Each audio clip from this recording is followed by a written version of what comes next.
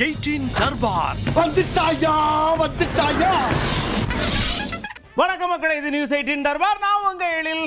நம்ம தர்பார்ல இன்னைக்கு வழக்கம் போல உங்களுக்கு ஏகப்பட்ட விஷயத்தோட ஒரு ஸ்பெஷலான விஷயமும் உங்களுக்காக காத்துக்கிட்டே இருக்குது. அதுதான் merry Christmas and happy Christmas. எல்லாருக்கும் கிறிஸ்மஸ் தின நல்வாழ்த்துக்கள் அப்படின்னு மனமோ வந்து தெரிஞ்சுக்கிறோம். வாங்க நம்ம நிகழ்ச்சிக்குள்ள சருன்னு போவோம் டிங் டிங் பெல்லோட. நம்ம முதல்வர் ஐயா கிறிஸ்மஸ் விழாவுக்காக குளத்தூருக்கு போனாங்க. அங்கே ஒரு விஷயத்தை சொன்னாங்க. இங்கே பாருங்க, சிறுபான்மையினர்கள் மிக அழுத்தத்துக்கு உள்ளாகிறாங்க. அவங்களை ரொம்ப பிடிச்சி நசுக்குதாக உலகம் முழுக்க. அதுக்காக நாங்கள் பாதிக்கப்பட்டவங்க கூட நிற்கிறோம், என்னைக்கு இருப்போம். நாங்கள் உங்களை ஆதரிக்கிறோம், நீங்கள் எங்களை ஆதரிங்கன்னு போட்டாரே ஒரு போர்டு. நாட்டில் வாழும் சிறுபான்மையின மக்கள் அனைவரும்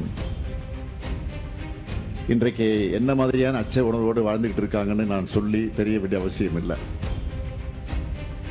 இந்த நாட்டினுடைய குடிமக்களுக்கே அச்சத்தை வர வைக்கக்கூடிய தேசிய சக்திகள் எதிர்க்கிற திறனும் கோரிக்கைகளும் அந்த உணர்வும் திராவிட முன்னேற்ற கழகத்திற்கு தான் இருக்கு. அதனால தான் எஸ்ஐஆர் நடவடிக்கையின் போதும் சரி, இப்பவும் சரி, உங்க எல்லாருடைய வாக்குரிமையை உறுதி செய்ய உறுதியோடு களப்பணி ஆற்றிக்கிட்டு இருக்கோம். நாட்டில் அன்பொழி நடத்துகிற சமத்துவத்தை விரும்புகிற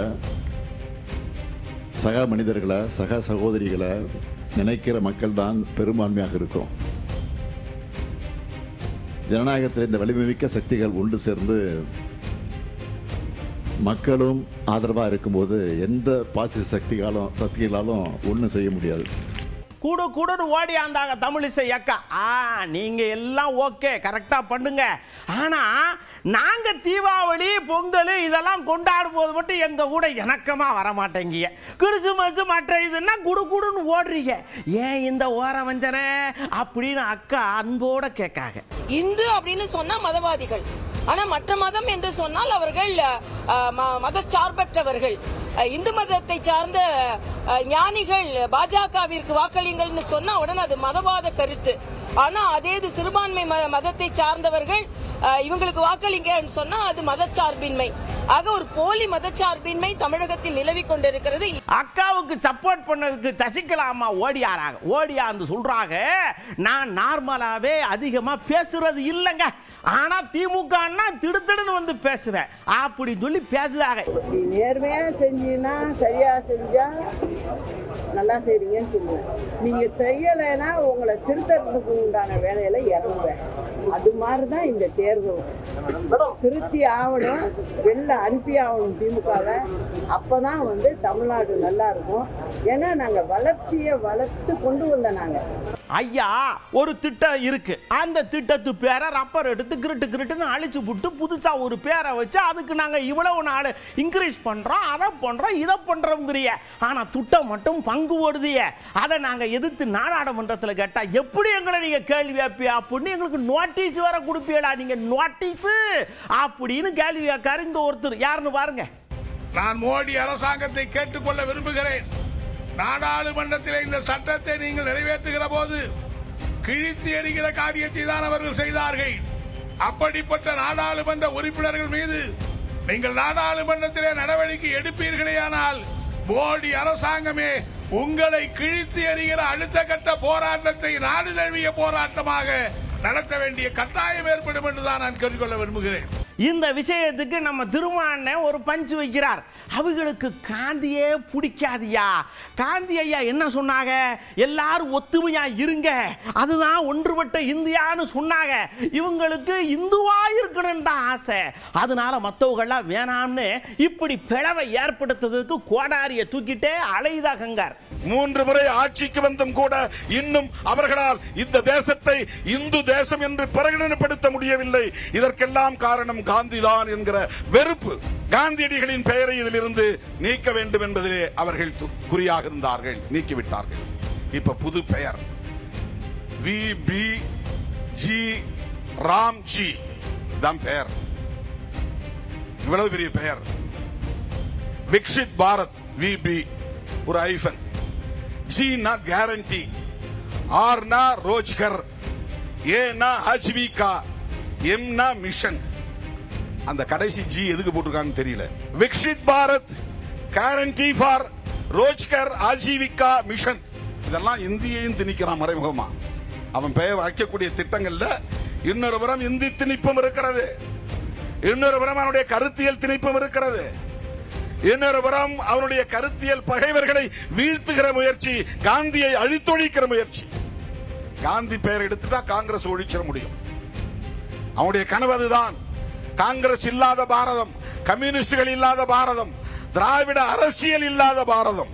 நீங்க என்ன ஐடியா போட்டிருக்கீங்க? தமிழ்நாடு கொடுத்துரும், மத்த மாநிலம் கொடுக்க முடியாது, அதனால இந்த திட்டம் ஃபெயிலியர், க்ளோஸ்ட் அப்படின்னு சொல்ல நீங்க கணக்கு போட்டிருக்கீங்கன்னு சொல்லுதார். ராம் ராம் என்று சொன்னவரின் பெயரை மாற்றிவிட்டு ராம் என்று வரக்கூடிய வகையிலே ஒரு பெயரை உருவாக்கி இந்த புதிய திட்டத்திற்கு 125 நாள் நாங்கள் வேலையை உயர்த்தி இருக்கிறோம் என்கிறார்கள். உயர்த்தினால் நீ 100% நீயே நிதியை ஒதுக்க வேண்டியதுதானே? 40% மாநில அரசு கொடுக்க வேண்டும் என்று எதற்காக ஒரு செக்? ஏனென்றால் தமிழ்நாட்டை போல எல்லா மாநிலங்களும் பொருளாதாரத்திலே வளர்ச்சி அடைந்திருக்கவில்லை. அந்த மாநிலங்களில் எல்லாம் 40% நிதியை அவர்களால் ஏற்றுக்கொள்ள முடியாது. எங்களால் முடியவில்லை என்று அந்த வேலையை விட்டு விடுவார்கள். இப்போதே நாடு முழுவதும் 100 நாள் என்பது கொடுக்கப்படவில்லை. 20 நாள், 25 நாள், 30 நாள், இப்படித்தான் வேலை வாய்ப்பு. இது ஒரு ஏமாற்று வேலைதான். ஆனாலும் இவர்களின் உள்நோக்கத்தை புரிந்து கொண்ட காரணத்தினால்தான் இவர்களை அம்பலப்படுத்த வேண்டும். இது திராவிட கோட்டை, திராவிட பாரம்பரியம், திராவிடத்தால் உருவானது அப்படின்னு ஐயா நீட்டி முழங்குறார். கொஞ்சம் வயசானதுனால மூச்சு வாங்குது, அம்புட்டுதான், வேற ஒண்ணும் கிடையாது.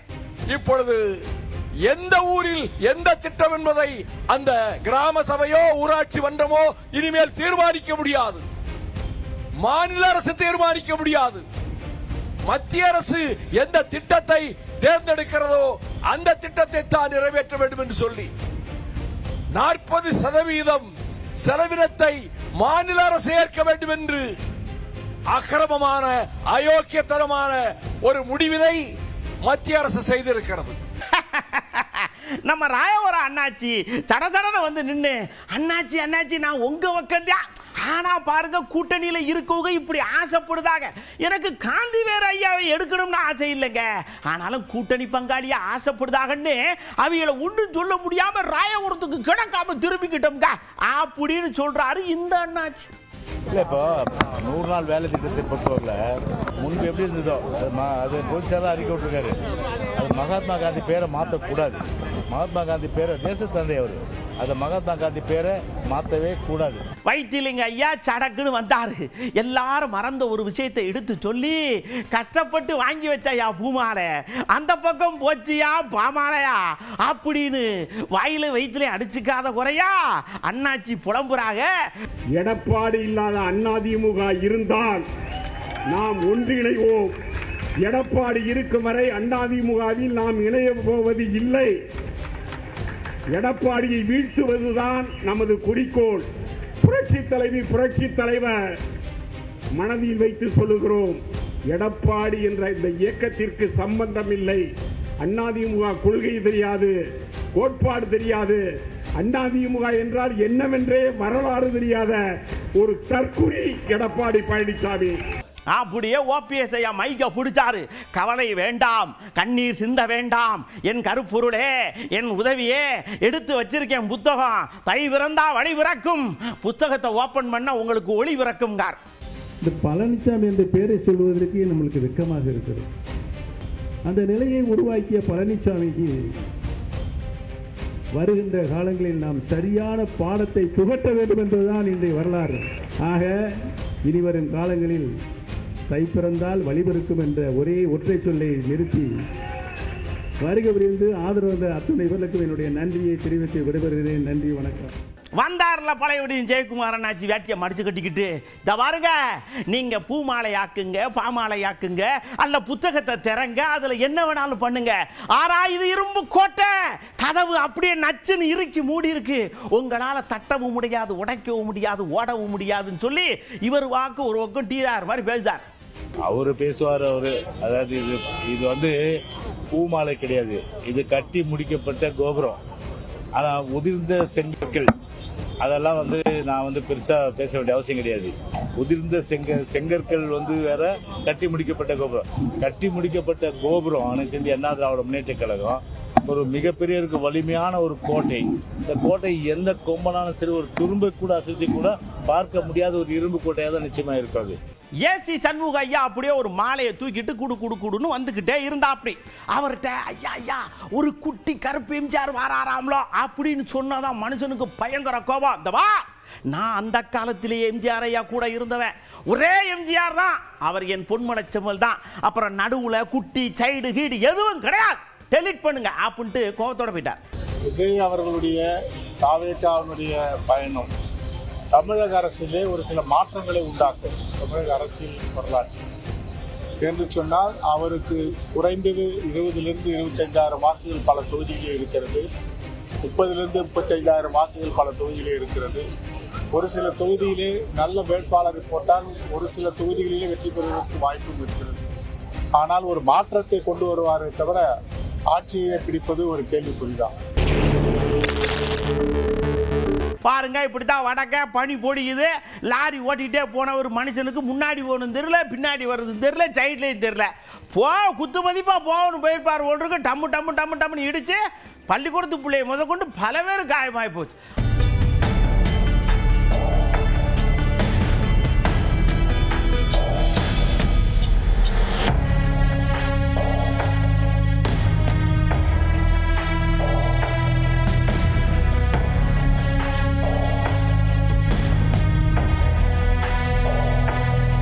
ராஜஸ்தான்ல ஒரு வண்டி சர்ன்னு போகுது, பின்னாடியே ஜாவ் அப்படின்னு கத்திட்டே ஓடுறாங்க. என்னன்னு பார்த்தா ஐயா குளிர்ல இருந்து வேகமா வந்தாங்க, டேங்கை பில் பண்ண சொன்னாங்க, பெட்ரோல் போட்டோம். நாங்கள் விடவிடன்னு இருக்கிற நேரத்தில் படபடன்னு வண்டியை கிளம்பிட்டு ஓடிட்டாங்க. ஐயா இப்போ இந்த பெட்ரோல் காசு யார்கிட்ட வாங்குறது தெரியல அப்படின்னு புலம்புறாங்க.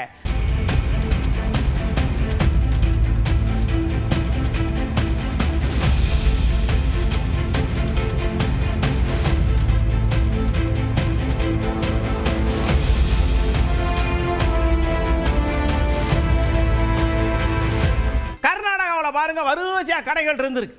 இந்த பண்டிகை சீசன் அதுவுமே வியாபாரத்தை மும்முரமாக கவனிச்சிருப்பாங்க போல் இருக்கு. திடீர்னு தீ பிடிச்சிருச்சு. எதனால் பிடிச்சிருச்சு அப்படின்னு விசாரிச்சுக்கிட்டு இருக்கிறாங்க. 5-6 கடைகள் எரிஞ்சு போச்சு.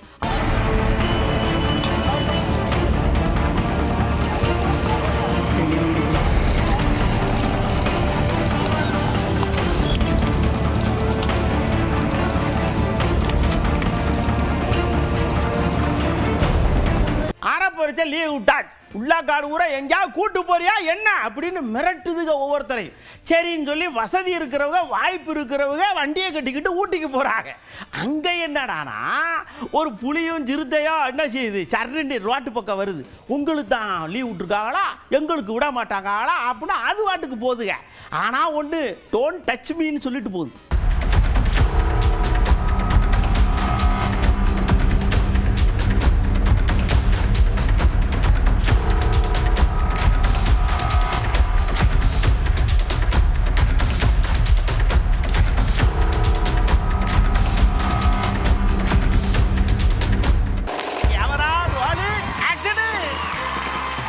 அப்படியே நம்ம நமிதா ஹாய் மச்சான்ஸ், நான் ரொம்ப கவலையா இருக்குது. ஏன் தெரியுமா, நல்லா நடிச்சுக்கிட்டு இருந்தது நம்ம மாமே. அந்த மாமி டமார்னு படத்தை விட்டுட்டு அரசியலுக்கு போயிடுச்சு, அதனால ரொம்ப கஷ்டமா இருக்குதுன்னு சொல்லி ரொம்ப ஃபீல் பண்ணுது. என்னை பொறுத்த வரைக்கும் விஜய் சார் மாதிரி அவ்வளோ கிரேஸ்ஃபுல் டான்ஸர் நான் ரொம்ப கம்மியாக பார்த்தேன். பிரபுதேவா சார், அதுக்கப்புறம் தெலுங்கு இண்டஸ்ட்ரியில் ஜூனியர் என்டிஆர் and நம்ம இண்டஸ்ட்ரியில் விஜய் சார். ஸோ என்னை பொறுத்த வரைக்கும் இவர் தான் more top dancers also as an actor also. So as an actor we will definitely miss his dancing and his grace and his expressions எல்லாமே. இதுவரைக்கும் பார்த்த விஷயங்கள் உங்களுக்கு பிடிச்சிருந்ததை எடுத்து வச்சுக்கோங்க, பிடிக்காத தூக்கி எடுத்து ஓரமாக வச்சிருங்க. அடுத்த தர்பாரில் ஏகப்பட்ட விஷயத்தோட நான் உங்களை சந்திக்கிறேன். மீண்டும் உங்கள் அனைவருக்கும் இனிய கிறிஸ்துமஸ் தின நல்வாழ்த்துக்கள் அப்படின்னு சொல்லிட்டு உங்களிடமிருந்து அன்போடு விடைபெற்றுக் கொள்வது உங்கள் அன்பு நண்பன் எழில். வணக்க மக்களே. 18 தர்பார் வந்துட்டாயா